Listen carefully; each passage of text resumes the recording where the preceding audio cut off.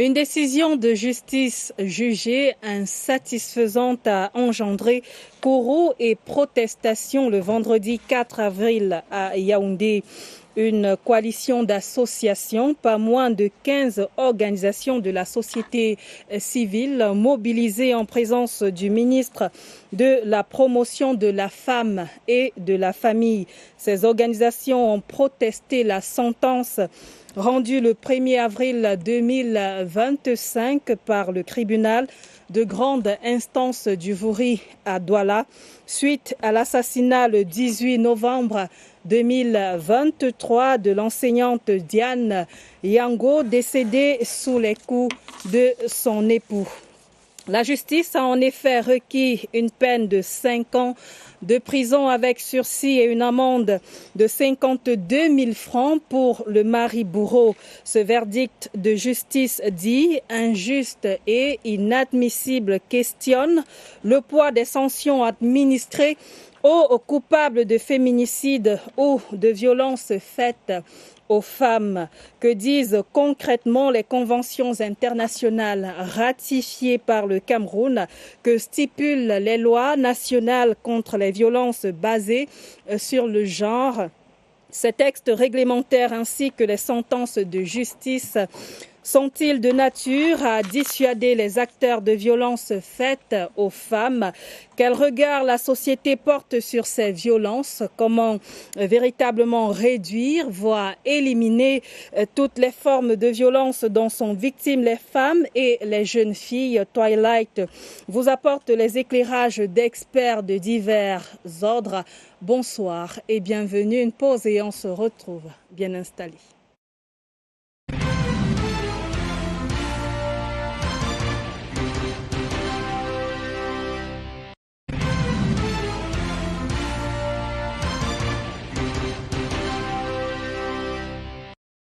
Violences faites aux femmes, le poids des sanctions pèse-t-il suffisamment?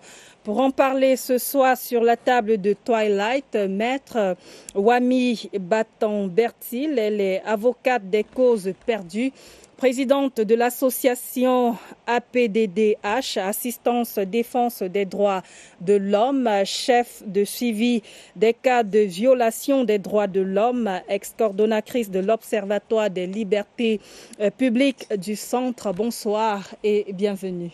Madame, bonsoir et merci de m'avoir invité.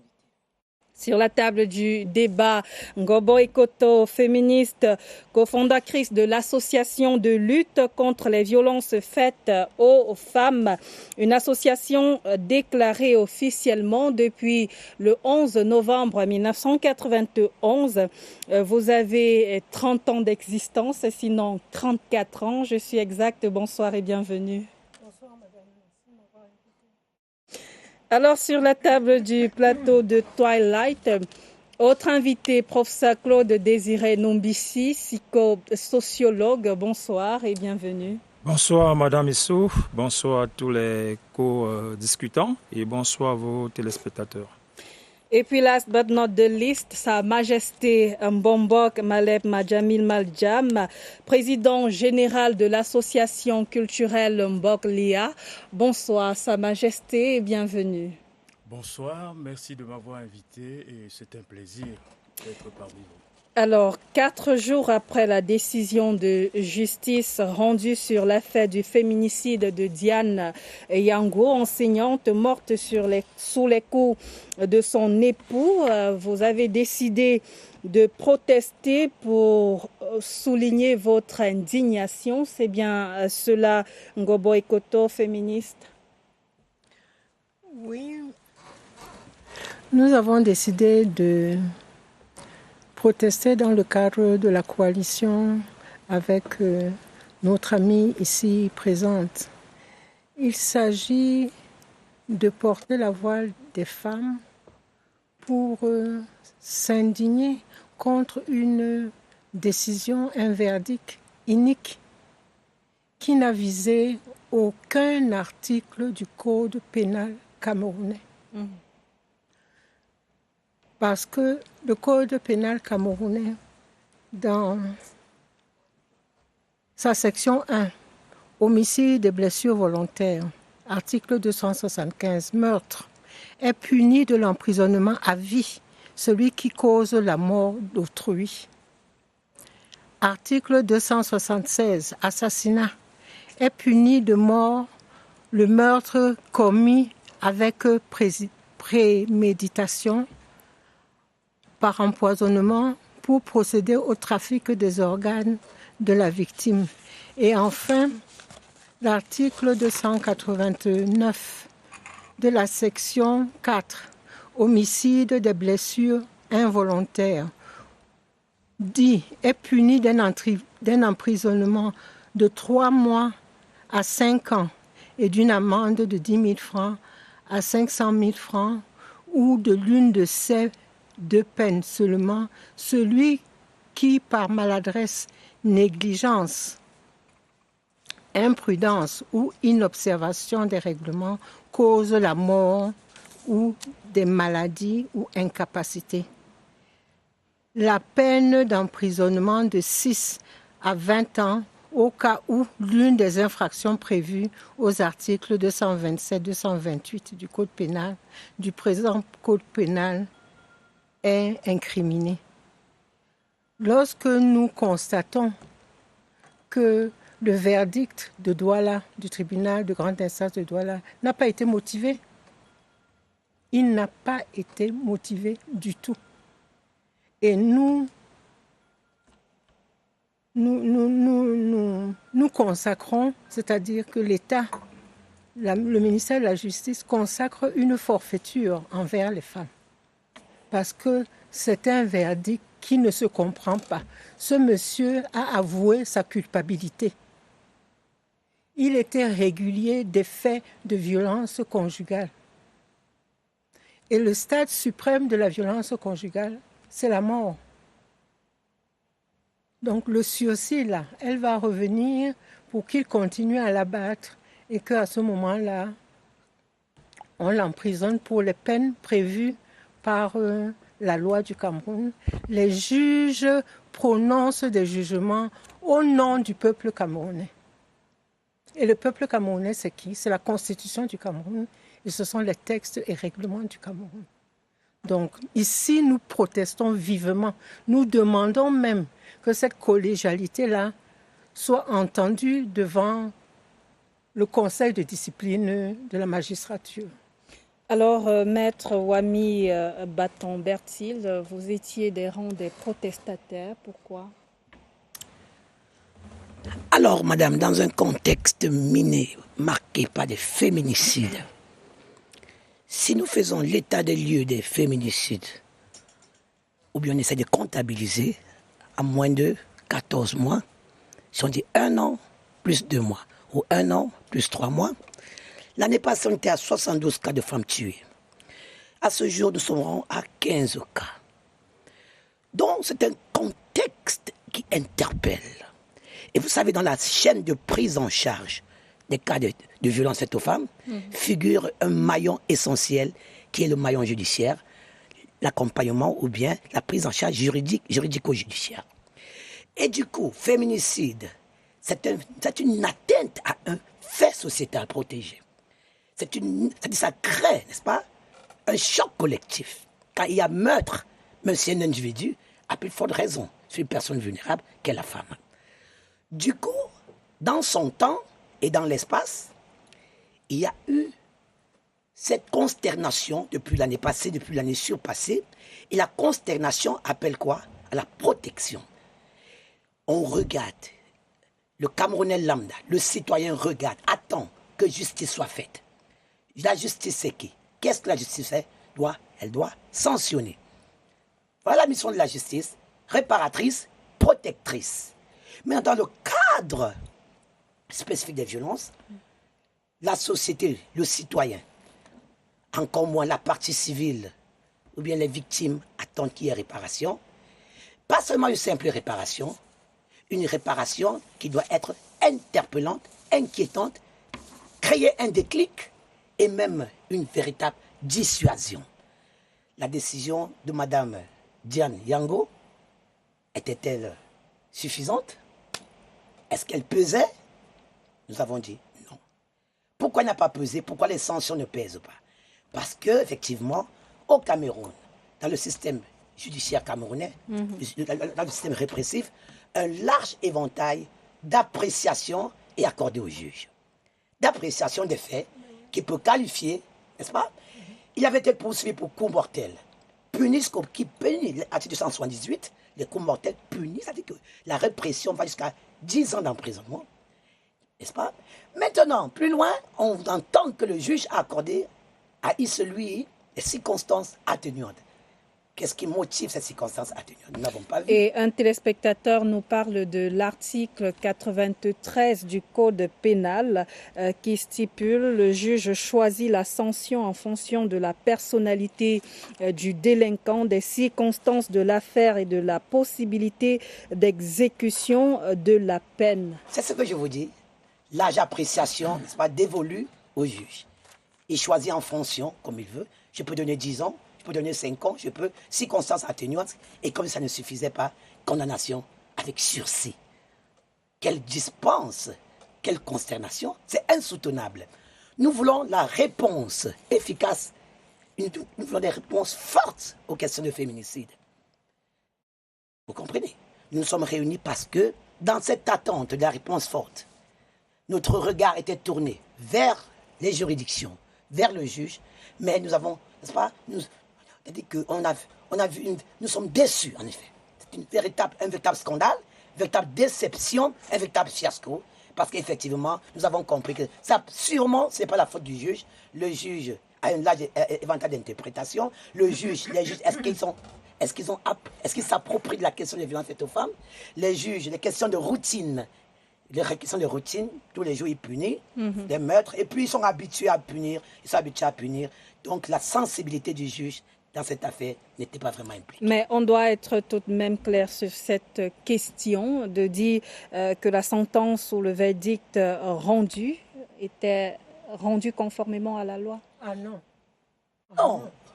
Ah non. Non, on ne va pas dire non. Vous comprenez? La sentence était légale. Sa sentence était légale.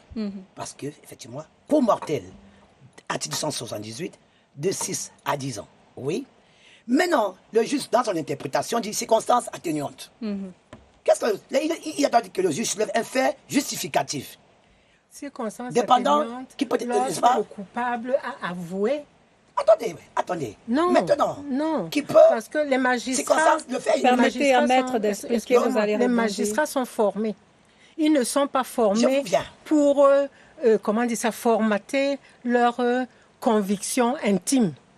Ils sont formés pour rendre justice selon le droit camerounais. C'est pourquoi le ministère public a interjeté appel. Bon, Vous alors. comprenez?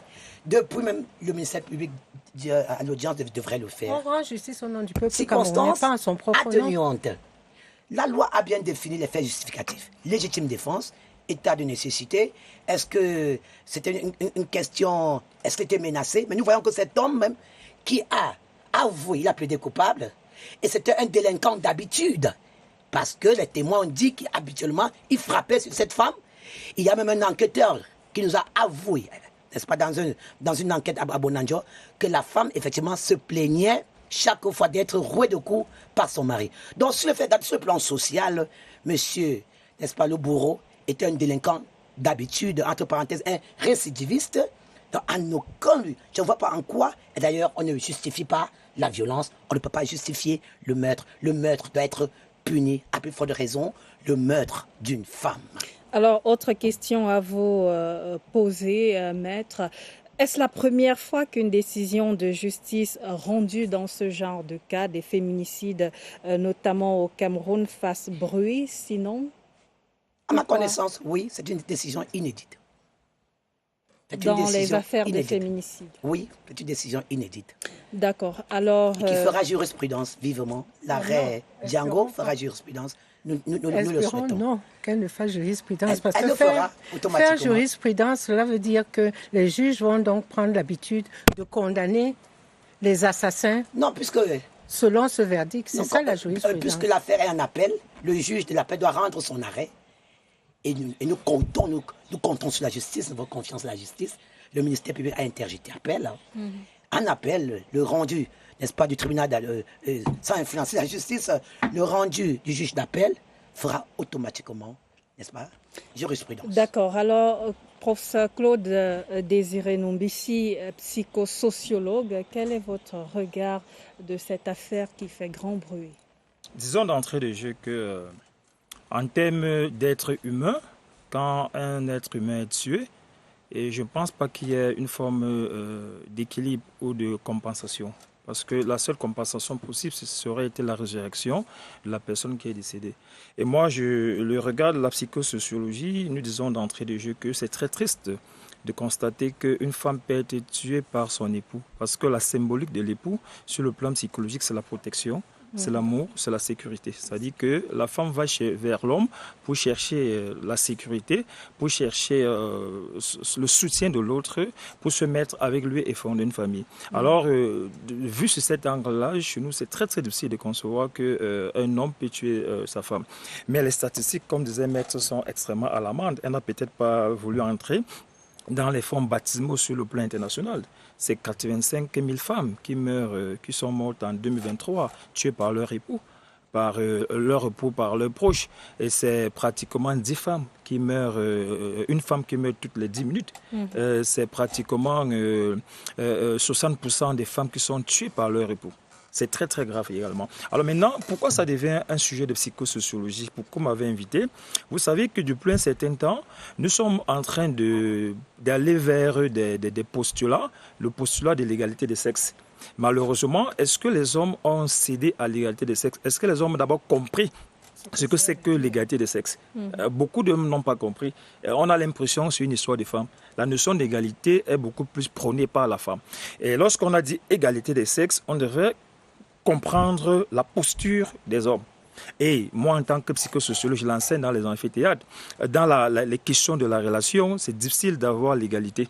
Parce que dans toute relation, il y a ce qu'on appelle en psychologie un pôle qui détient la majorité psychologique et un autre pôle qui détient la minorité psychologique. Cette majorité peut être détenue par la femme comme elle peut être détenue par l'homme, si et seulement si l'homme ou la femme accepte la minorité. Mais par contre, dans le contexte actuel, avec ce qu'on observe, c'est que on a l'impression que c'est la femme qui va vers l'égalité. Et l'homme n'accepte pas qu'elle arrive à son niveau d'égalité. Et parfois, le moyen qu'il utilise le plus souvent est celui de l'agressivité, est celui de la violence. Lorsqu'il sent la puissance qu'il a, être diminuée, être asservi, et lui fait usage de la force. Bon, pour dire que le contexte déjà était contexte qui a ouvert la porte à la violence. Parce qu'il aurait fallu qu'on puisse interpeller les hommes et que la femme puisse comprendre quel est son rapport. Le rapport homme-femme, c'est un rapport inégalitaire, qu'on le veuille ou pas. Et ce rapport est inégalitaire du fait de celui qui a créé les humains. Dieu lui-même a instruit la femme d'être soumise à son mari. Ce processus de soumission a donné un autre revers à l'homme, la toute-puissance qui pense se détenir par rapport à la femme. Et ce qu'on constate aujourd'hui, c'est que moi, précisément concernant le cas de Diane, j'ai suivi une vidéo qui m'a écœuré parce que dans cette vidéo, le monsieur, quand il frappait sur cette dame, il disait « Tu m'insultes feignant et tu es chez moi ». Ça montre qu'au jour d'aujourd'hui, les hommes ne se sont pas encore préparés parce qu'il faut être préparé à vivre avec une femme. Qu'on le veuille ou pas, les femmes ne sont pas faciles. Vivre avec une femme, ça avoir une certaine capacité, une certaine maîtrise, une certaine rigueur dans la prise de décision, dans la pratique et dans le vécu avec la femme. C'est une réalité, qu'on le veuille ou pas. Bon, maintenant, beaucoup d'hommes vont dans le mariage, parfois très jeunes, et parfois ils n'ont même pas compris ce que c'est qu'une femme. Moi, je me rappelle, j'ai un oncle que je vais citer indirectement qui m'a fait savoir ce que c'est que la femme. Dans ma culture, moi je suis bafa, on appelle la femme main-jouet. Main-jouet, ça veut dire la fille de la panthère. C'est-à-dire que dans la culture... ça dit que la femme, d'abord, c'est la fille de la panthère. Lorsqu'on te dit que tu dois passer toute ta vie avec la fille de la panthère à cause de toi, tu devais pouvoir être préparé pour savoir comment on vit avec elle. Alors, beaucoup d'hommes aujourd'hui, les gens se mettent en couple, ils disent qu'il y a les coups de foudre, il y a des sentiments, on aime, on n'aime pas, et après, on se prépare, il faut faire un grand mariage, et c'est ce qui fait le problème aujourd'hui. Les statistiques également, par rapport à la relation entre hommes et femmes, sont alarmantes. Une femme sur deux, un mariage sur deux en France finit par le divorce. J'ai fait une conférence en 2023 en Côte d'Ivoire. 47% de mariages en Côte d'Ivoire finissent par le divorce. Et au Cameroun, on n'est pas loin de là. Les statistiques partent entre 30 et 35%. Ça montre qu'il y a un vrai problème de vécu du mariage. C'est-à-dire qu'il y a un vrai problème de vécu entre hommes et femmes. Et la seule façon de vivre avec l'homme et la femme, c'est de les préparer à l'union, On va les y préparer arriver, au mariage. notamment sur les et malheureusement, solutions. cette question aujourd'hui est contextualisée. Pourquoi ? Parce qu'il y a très peu d'hommes qui comprennent ce qui veut dire la flexibilité dans la gestion du pouvoir. D'accord. Alors, Sa Majesté Mbombog Malep Madjami Maljam, président général de l'association culturelle Mbog Lia. Pour vous, qu'est-ce qui justifie toutes ces violences observées dans la société? C'est-à-dire notamment que la violence basée sur le genre, ces violences-là sont culturellement enracinées. La première chose, je pense, avant tout, c'est de nous associer à la peine, à l'indignation et à l'esprit de révolte. Personne n'a le droit d'ôter la vie d'un autre être humain. La deuxième chose, au-delà de cette indignation, c'est aller plus loin que le fait divers. C'est vrai que la justice n'a peut-être pas fonctionné comme elle devrait, mais la justice veut revenir et rendre justice. Il faut aller peut-être un peu plus loin de façon froide. Oui, aux psychosociologues, mais je pense qu'il faut encore aller plus loin. Nous sommes, nous les Africains, nous les Camerounais, en train de courir sans cesse vers ce que nous pensons être le progrès.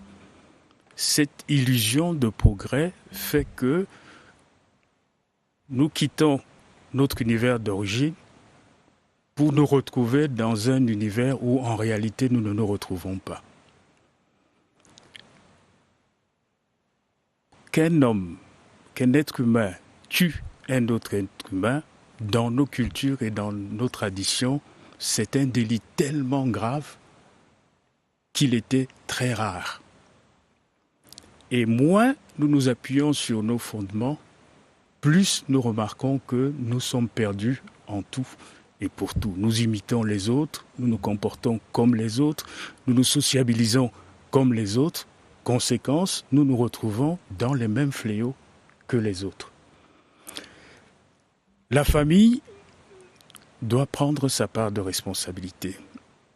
Les temps ont changé, les contextes ont changé. Avant, on pensait que c'est le garçon qu'il fallait aller envoyer à l'école, que c'est sur le garçon qu'il fallait miser pour la suite, la continuité de la vie et pour les héritages. Les temps ont changé, tout le monde a compris dans toutes nos familles aujourd'hui. Si la famille n'a pas une fille digne, elle est vouée à l'échec.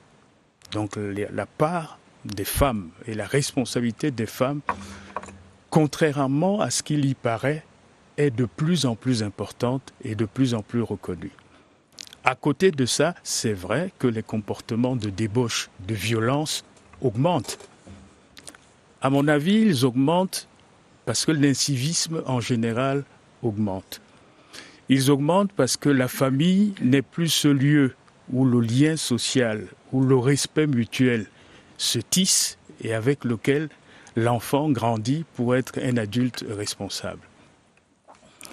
L'école, oui, est importante. Oui, l'école donne un certain nombre d'enseignements, mais ces enseignements-là ne peuvent pas être solides si à côté de ça, ils ne sont pas accompagnés de valeurs. Ces valeurs, il y a de plus en plus dans nos pays des religions plus ou moins nouvelles, et on voit que même elles ne sont pas au rendez-vous et elles ne sont pas en mesure d'enrayer ces fléaux.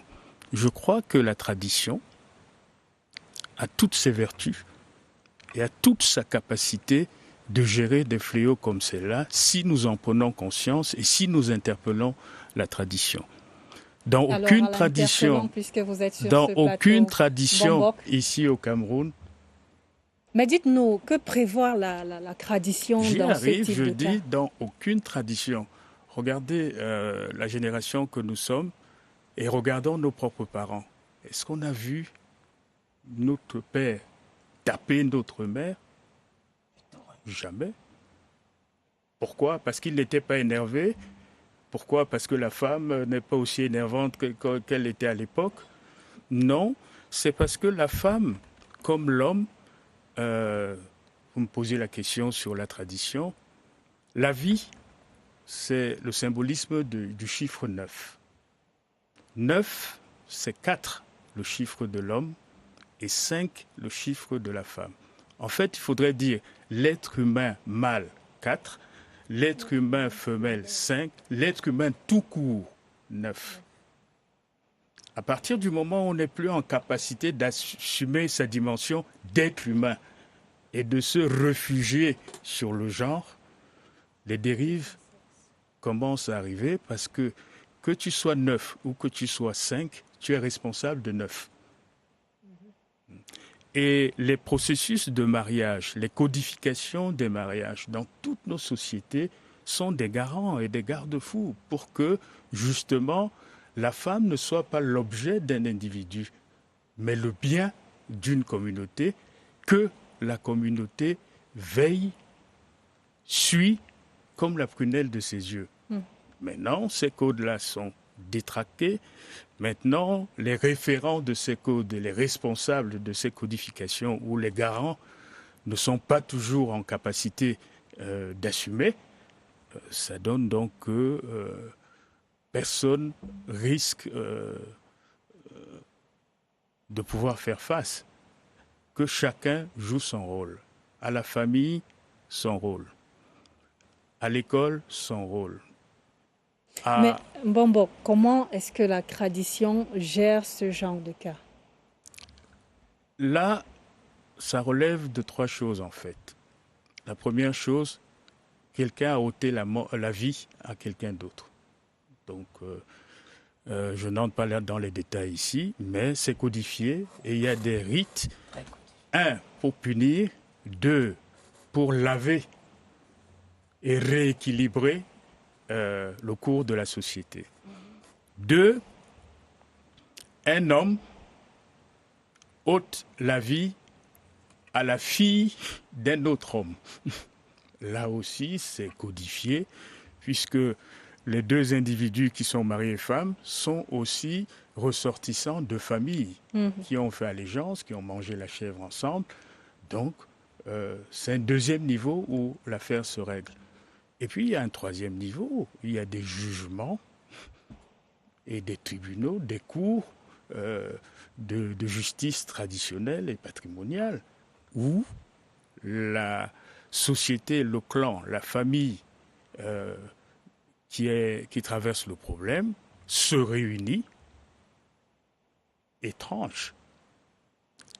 En général, on sait que chez nous, en Afrique, nous ne sommes pas une société qui a créé les prisons, mais nous sommes une société où la sanction est très dure et où les dérapages comme cela ne sont pas du tout tolérés. Et si vous voyez bien, si on regarde en arrière, on va voir que des féminicides, il y en avait de temps en temps, mais ce n'était pas un problème de société. Comme aujourd'hui, ça devient un problème de société. Et comme c'est devenu un problème de société, je crois que, mesdames, vous avez raison de tirer l'alarme, mais cette alarme-là, vous n'êtes pas seuls à devoir la tirer. Nous tous, les hommes comme les femmes, les parents comme les enfants, les enseignants comme les élèves, nous devons nous donner la main pour que nous ayons une société à visage humain et que l'humanisme africain qui nous porte, qu'on le trouve dans notre quotidien. Alors, vous l'avez dit, Sa Majesté Mbombok Malep Madjami Maljam, les sanctions sont dures sur le plan traditionnel. Le sont-elles assez sur le plan des réglementations, des conventions internationales et des lois nationales, maître?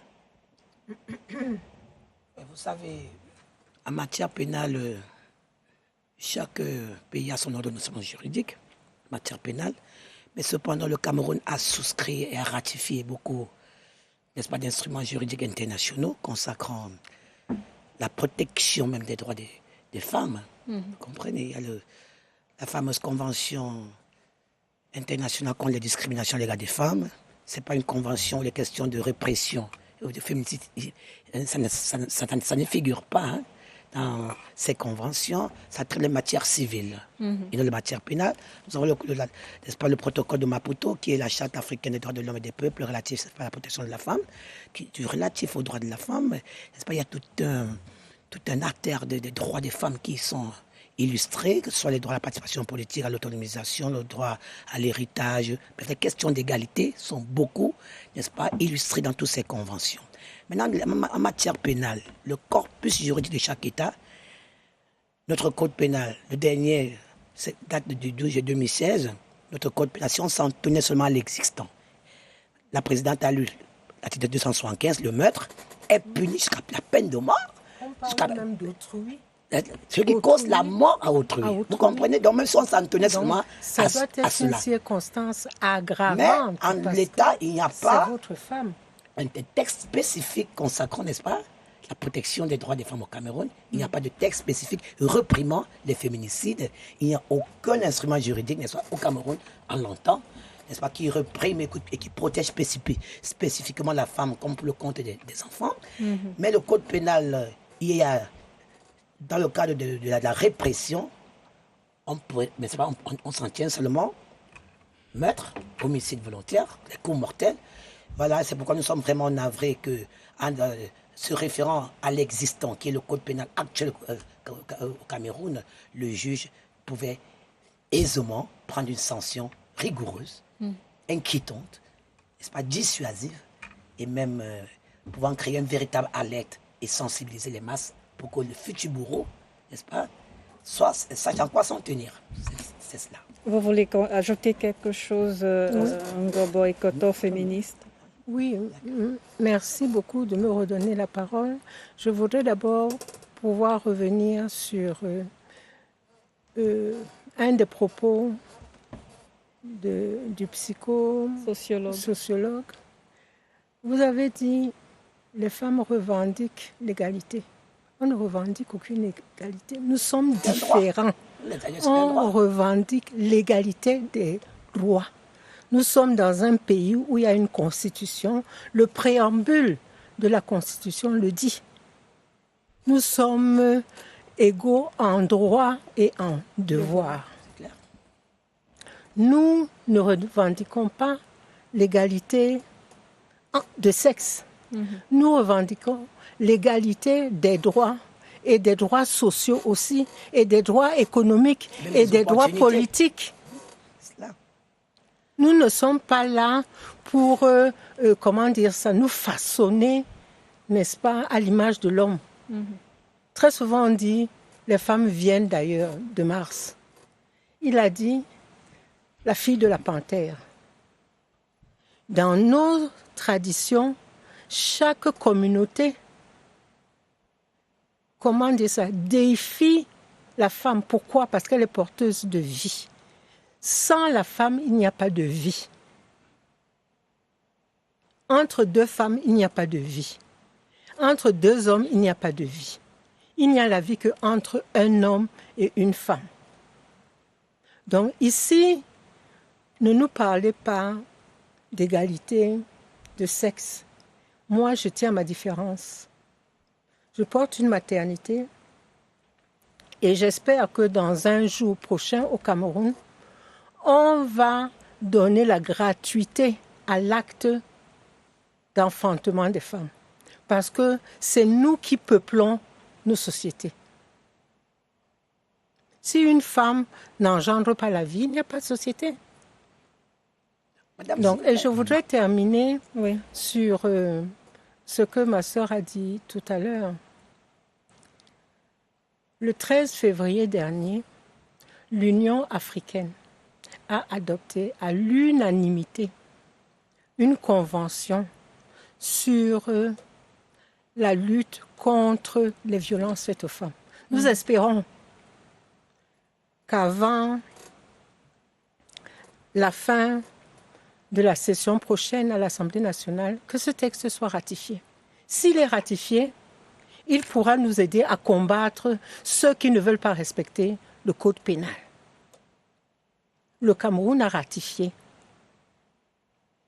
cette convention sur l'élimination des violences, de toutes les formes de violences faites aux femmes. C'était le 13 février dernier 2024. à Addis Abeba. Non, madame, et en plus, sans vous couper, n'est-ce pas, et au Cameroun, ça fait 2 ans, 1 an et demi que, sous l'égide du ministère de la Femme et de la Famille et de tous les acteurs de la société civile, avec le système des Nations Unies, sont assis pour penser, élaborer, valider et revalider, n'est-ce pas, une loi, un avant-projet de loi spécifique, n'est-ce pas, portant lutte contre les violences faites aux femmes. Donc ce document est prêt, ce document est dans les tiroirs. Soit, nous a dit, Depuis 25 ans. Il est dans les tiroirs. Non, là, c'est le code de la famille depuis 25 ans. Non, non. Maintenant, Depuis après Beijing 95, oui, là, Madame Yao et les associations de femmes du Cameroun on a proposé au moins 5 projets Oui, je vous qui reviens. sont dans le pipe. Bon, président. Mais le ministère de la Justice est assis dessus. Pourquoi? Oui, président, je Parce vous qu'il parle de la estime loi que le code, il y a le 6 code mois. pénal suffit pour légiférer sur les violences faites aux femmes. Voilà. Ce Donc, texte-là en complément- existe. Donc, Il y en en complément a de ce plein qu'elle dans dit, l'actualité. dans le complément de ce qu'elle dit, code de la famille, je dis, C'est pas le code de la famille. Moi, j'ai pris part, n'est-ce pas, aux travaux de rédaction, d'élaboration d'un avant-projet de loi portant lutte contre les violences faites C'est aux femmes. un énième. Donc, Vous verrez comme il y a ça, là, 6 mois, et l'année passée, un on était millier de attribués femmes pour cela. On qui était à ont Bancomo participé pour à ces rédiger, travaux. pour lire, relire et valider. La Banque mondiale était là, le système de l'UNFPA, on était assis avec tous les ministères, les points focaux et les acteurs de la société civile. On a soumis ce texte, n'est-ce pas? Le MINPROF a déjà soumis, n'est-ce pas, ce texte, je crois, au ministère de la Justice, c'est dans le maillon, c'est parti à la primature, et on nous dit que soit le texte est entre la primature et le ministère de la Justice, mais je croyais qu'au rang des priorités, n'est-ce pas, des instruments, parce que les parlementaires ont siégé. Leur première session est passée, on attendait que ce texte soit mis sur la table, cet avant-projet de loi portant lutte contre la violence faites aux femmes. Mais nous sommes déçus, rien n'est fait. D'accord. Et les Alors, féminicides vous continuent. souhaitez que les lois en vigueur soient davantage dues Oui. envers les acteurs Je vous coupe ou pas, les s'il vous plaît. coupables Dans de cette loi- féminicide? Dans cette loi, la définition de féminicide, Oui. il y a les typologies de violences, ils sont toutes les typologies. Vous pouvez les rappeler? Oui, que ce soit les violences psychologiques, sexuelles, économiques, culturelles, tout type de violence, même le carcéral sur la femme, tout est illustré et, n'est-ce pas, les peines prévues, que ce soit les peines pécuniaires et privatives de liberté, ils sont assortis.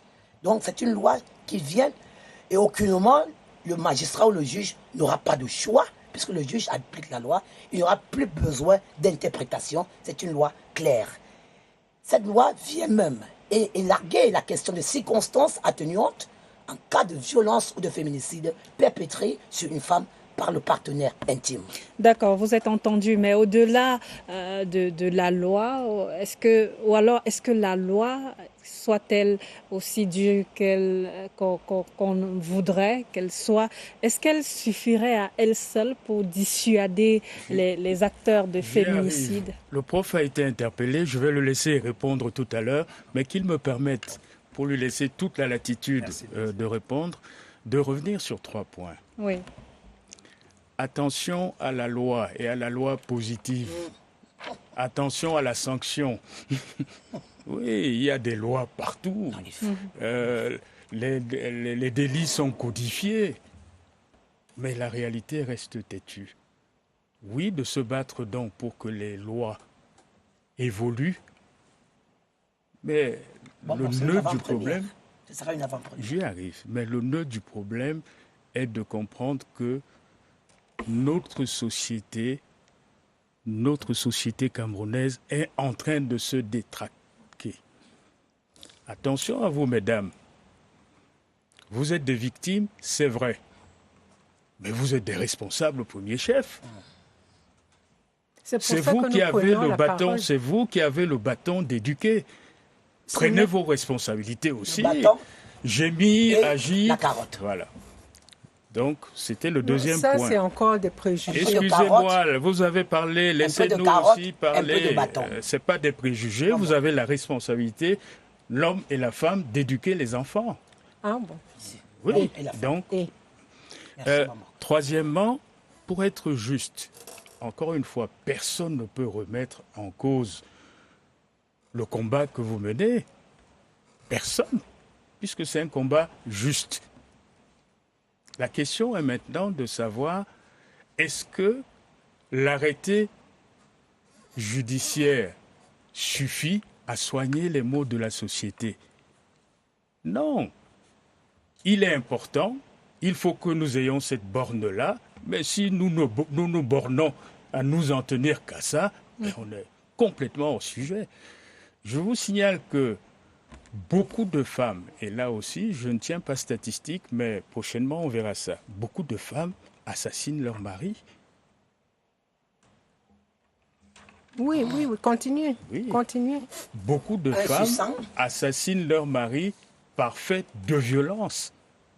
Un cas succinct. Voilà. Je n'ai pas dit que c'est la majorité.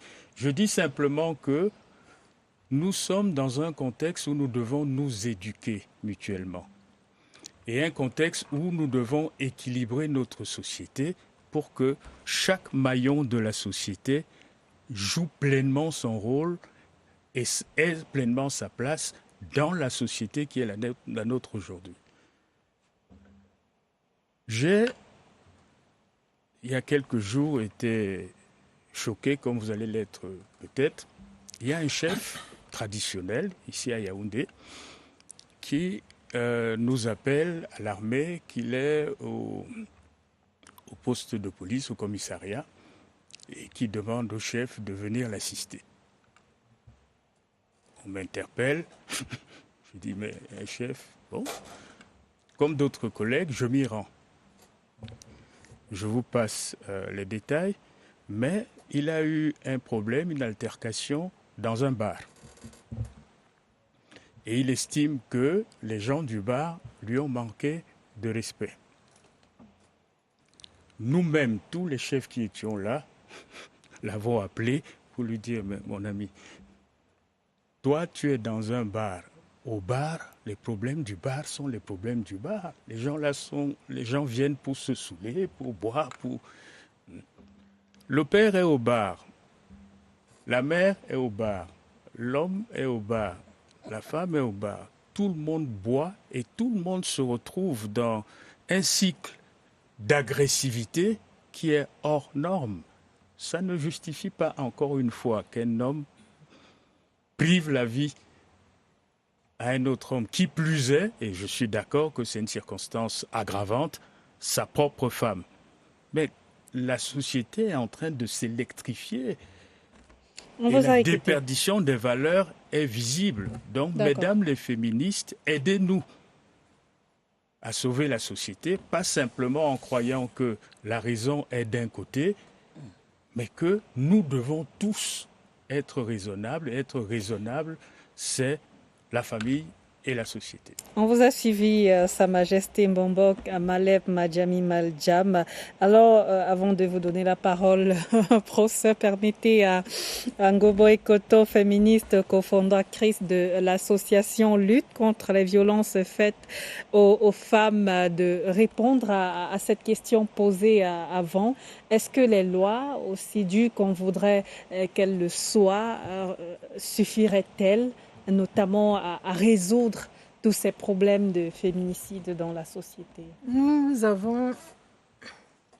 pensons que la loi est aussi le moyen que l'État choisit pour organiser la société, n'est-ce pas? Pour maîtriser les désordres, pour maîtriser les dérives, pour éduquer.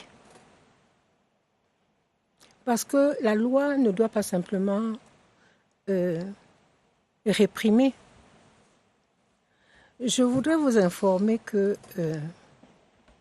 ce sont les courants féministes qui ont apporté à la loi la vision de la prévention. La prévention, c'est quoi? C'est l'éducation. C'est l'éducation. Donc, vous allez voir dans notre code pénal, il n'y a aucune citation, aucun article qui encadre la prévention. On l'a déjà dit, mais est-ce que la loi suffirait à elle seule pour dissuader les acteurs de féminicide? Nous avons besoin de la loi pour l'instant pour nous protéger. D'accord. On ne veut plus mourir, on ne veut plus perdre l'œil, être handicapé. On va bientôt marquer une pause dans cette édition. Professeur Claude Désiré Nombissi. Merci beaucoup. Je vais juste rassurer Madame Gobo sur le fait que nous savons très bien que la Constitution parle beaucoup plus de l'égalité de droit. La femme autant que l'homme a droit à l'école, à la santé, à la vie, ainsi de suite. Mais le problème, c'est est-ce que nous pouvons savoir qu'est-ce que les autres reçoivent comme information? Les autres reçoivent autre information. C'est là où la psychologie s'invite à ce jeu pour leur dire faites attention. Et nous savons tous que c'est un combat, que tout le monde est supposé entrer dans une dynamique de combat. Ce combat ne peut pas être mené exclusivement par les femmes. Non. Ça doit être mené par tout le monde. C'est inclusif. Et nous, dans la psychologie, nous devons préparer les uns les autres à comprendre ce que c'est que la femme, sa vulnérabilité et sa fragilité.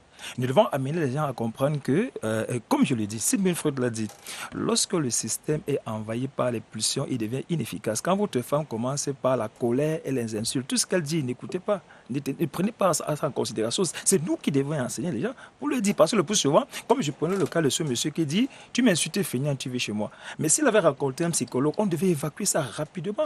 On devait lui dire que la personnalité de l'homme, tu l'as construit. Et quand tu as construit ta personnalité, ce que tu attends de ta femme, souvent quand elle est fâchée, elle peut t'insulter que tu ne vaux rien, que tu ne l'as jamais donné 5 francs. Les femmes me disent souvent que je n'ai jamais mangé tes 5 francs. Beaucoup disent que c'est une réalité. On va continuer dans quelques instants. On peut. Et la psychologie s'invite donc à ce jeu. D'accord. On va continuer dans quelques instants. Permettez qu'on marque une pause dans cette édition de Twilight qui vous revient dans quelques instants, comme je l'ai dit. À tout de suite.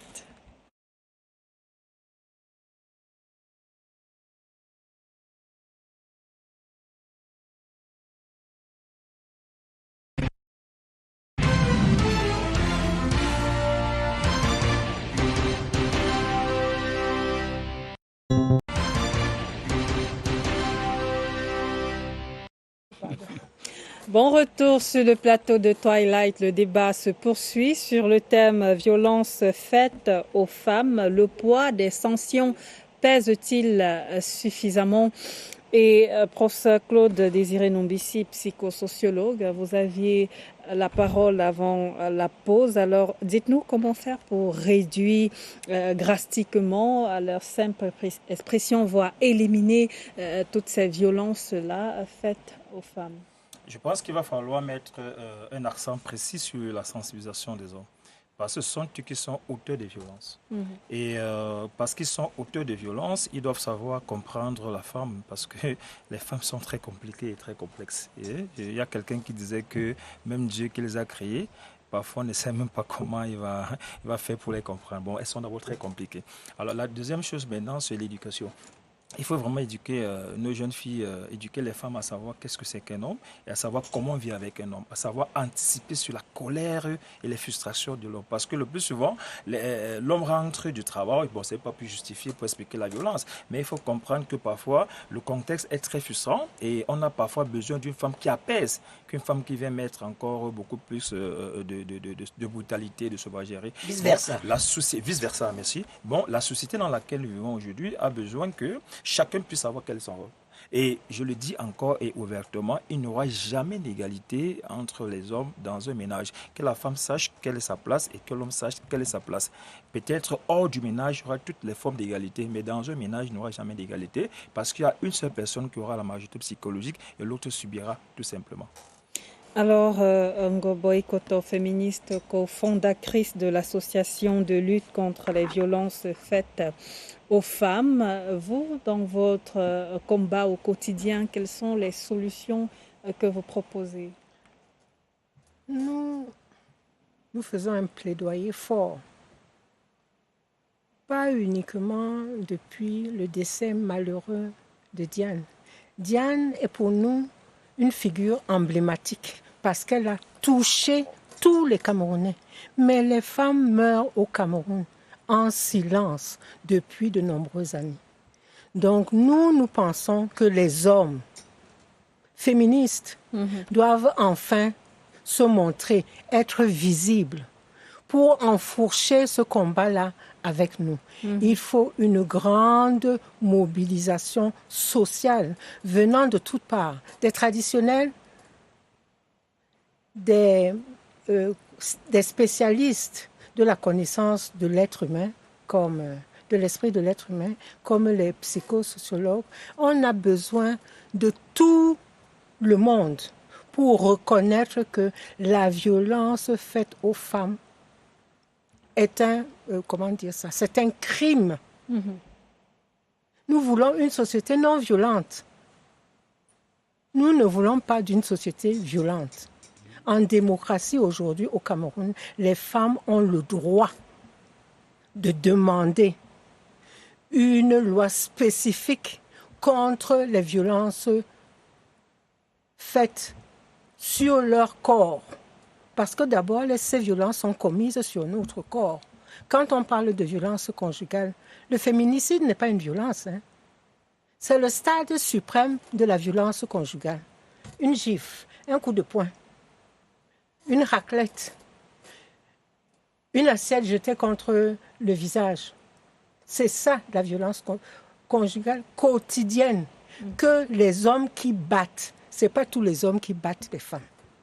Mais si nous prenons 100 hommes, il y en aura au moins 80% d'entre eux qui battent les femmes. À ce point. Donc nous voulons... Psychologiquement. Non. Je veux dire que la violence faite aux femmes, ne nous parlez pas de psychologique, ne nous parlez pas de... Tout cela existe en même temps. Elles se font en même temps. Lorsque tu as giflé, le psyché a reçu un coup.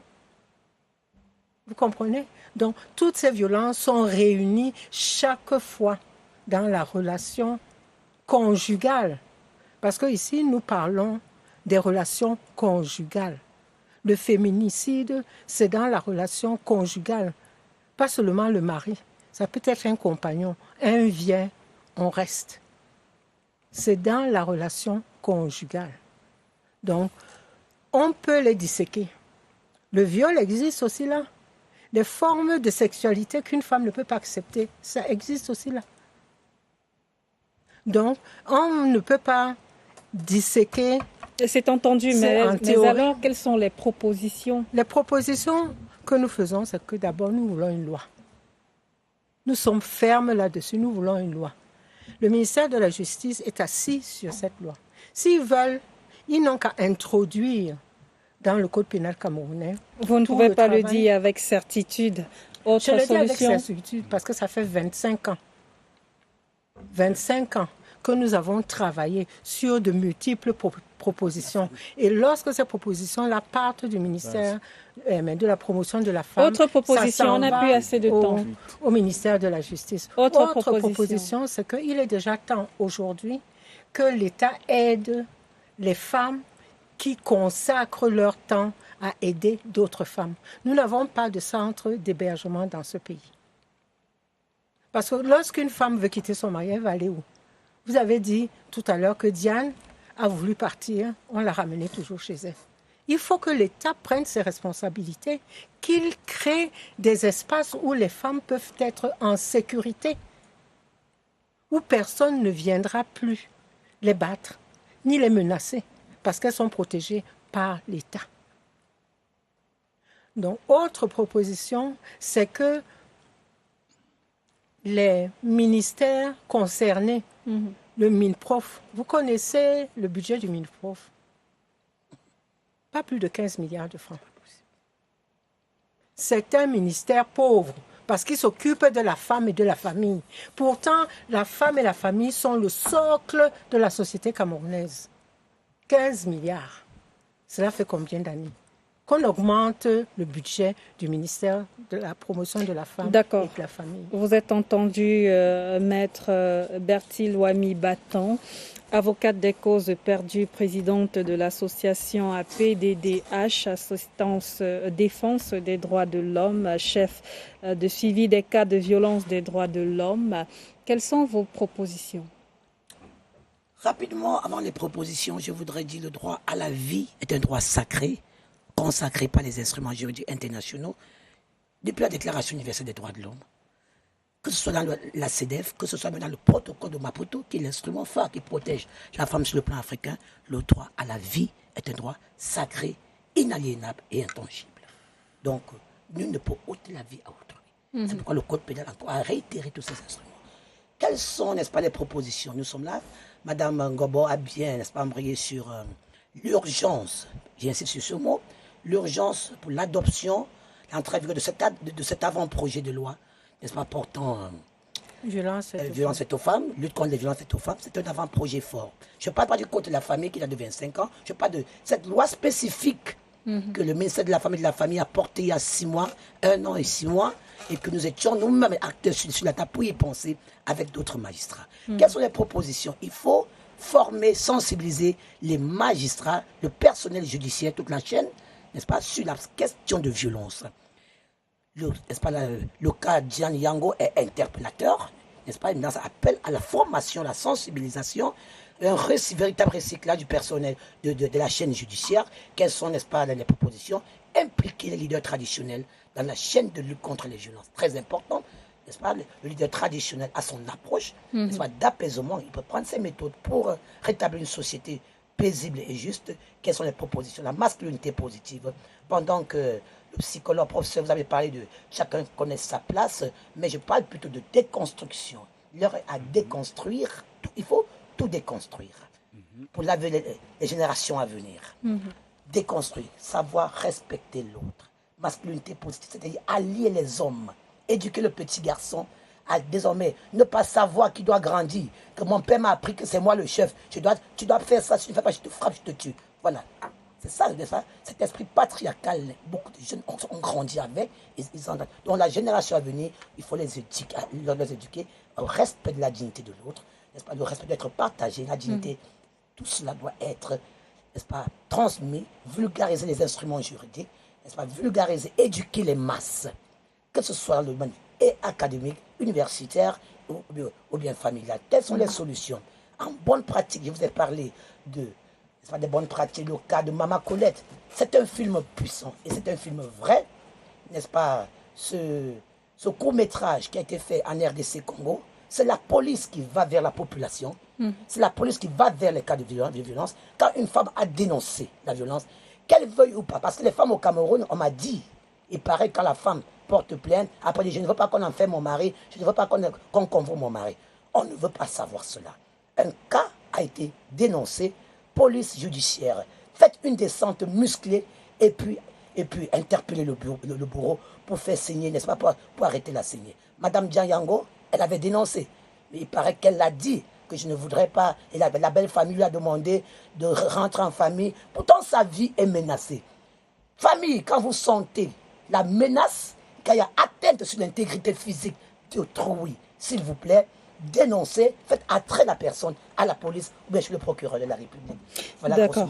Et Sa Majesté Mbombok Malep Madjami Maljam, président général de l'association culturelle Mbok Lia, vos propositions pour en sortir? Force à la loi, certes. Nous avons une santé mentale qui bat de l'aile.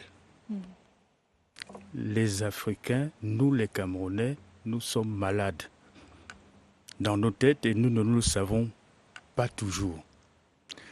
La proposition est d'abord de plaider pour l'optimisme. Nous pleurons là des morts que nous dénonçons, nous ne voulons plus jamais ça. Organisons-nous dès maintenant pour que nous n'ayons plus jamais ça. En faisant quoi? La loi. La loi doit ressembler à ce que nous sommes et à ce que nous voulons. Pour le moment, trop souvent, le citoyen camerounais, le citoyen africain est pas en divorce, mais est à côté de la loi. Il y recourt quand ça l'arrange sans trop y croire, mais la loi ne ressemble pas à ce qu'il est. Que les chefferies, que les autorités traditionnelles, que les forces morales jouent pleinement leur rôle. D'abord, les lieux de pouvoir traditionnels ne doivent plus être confisqués est gardée par les seuls hommes. Ça a commencé, il y a des chefs femmes. Il faut que dans les chefferies, les notables, les postes de notables soient partagés. Il faut là, je n'aime pas ces références, le genre et tout, mais la société, elle doit se refléter au sein de des organes qui dirigent la société. Donc c'est normal que le croisement de regards soit présent là où la décision se prend. Chiche que cette émission, qui joue un rôle important dans la dynamisation de la société civile au Cameroun, prenne ses responsabilités. Maître, professeur, présidente, quelque chose est né ici aujourd'hui. Prenons nos responsabilités et peut-être dans un an, donnons rendez-vous à la société camerounaise pour qu'elle se regarde dans son propre miroir et la discussion qui a été amorcée ici aujourd'hui, les pistes qui sont évoquées, donnons-nous le temps de les instruire suffisamment pour que ce soit les États généraux, que ce soit la conférence nationale, en tout cas une instance où tout le monde est invité à venir prendre sa part dans cette lutte qui est une lutte sociétale décisive. Et c'est le mot de fin de cette édition de Twilight. Il ne me reste plus qu'à vous dire merci à vous quatre d'être passés sur ce plateau. Merci à nos équipes techniques et rédactionnelles. Merci à vous de nous avoir regardés. C'était Twilight, édition du mardi 8 avril 2025. Les programmes de CRTV News se poursuivent. Restez connectés. Bonsoir.